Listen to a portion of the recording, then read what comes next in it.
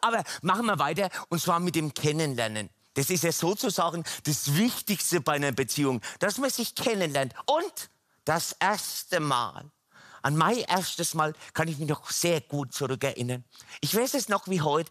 Ich war in meinem Zimmer gesessen und ich war allein. Aber das tut jetzt nichts zur Sache. Die meisten wünschen sich ja sowieso eine großartige Beziehung. Die Frage ist nur, wo lernen Beziehungswillige heutzutage sich noch kennen? Außer im Internet.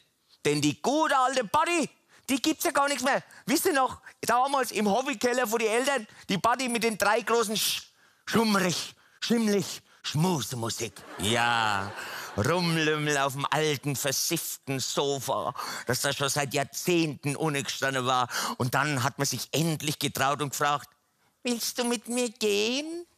Manche haben dann gefragt, ja, wohin denn? Dann war klar, die waren hormonell einfach noch nicht so weit. Später haben wir dann immer nur noch Zettel verteilt, wo drauf gestanden war, willst du mit mir gehen? Und damit keine Missverständnisse aufkommen sind, gleich 3 Antwortmöglichkeiten. Ja, nein, vielleicht.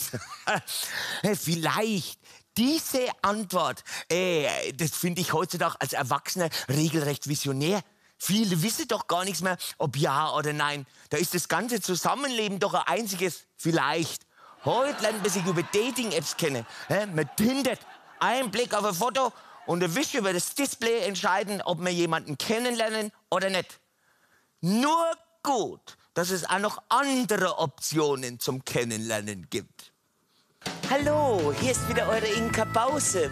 Ich darf euch recht herzlich begrüßen zu Bäcker sucht Frau.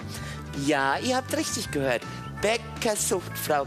Und hier ist auch schon der erste Bewerber der Burschikose Bäcker Band.